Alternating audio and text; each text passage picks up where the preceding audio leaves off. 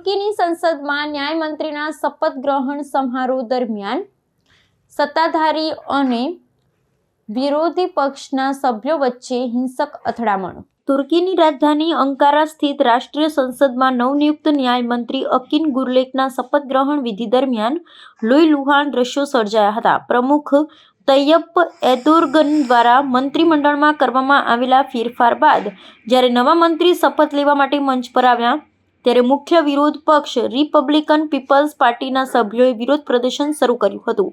જોતજોતામાં આ વિરોધ ઉગ્ર બન્યો હતો અને સત્તાધારી પક્ષના સાંસદો સાથેની શાબ્દિક ટપાટપી હિંસક મારામારીમાં પરિવર્તિત થઈ ગઈ હતી, જેના કારણે સંસદની કાર્યવાહી સ્થગિત કરવાની ફરજ પડી હતી.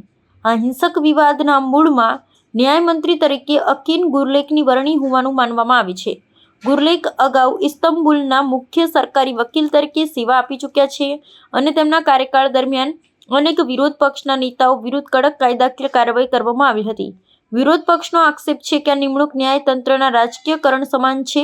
મારામારી દરમિયાન અનેક સાંસદોને સામાન્ય ઈજાઓ પહોંચી હતી અને એક સભ્યના નાકમાં ગંભીર ઈજા થતાં તબીબી સારવાર આપવી પડી હતી. આ ઘટનાએ તુર્કીના રાજકારણમાં સત્તાધારી પક્ષ અને વિપક્ષ વચ્ચેના વણસેલા સંબંધોને વધુ વરવા બનાવ્યા છે. ઘટના બાદ સંસદના અધ્યક્ષે અસંસદીય વર્તન કરનારા સભ્યો વિરુદ્ધ કડક શિસ્તભંગના પગલાં લેવાની ખાતરી આપી છે.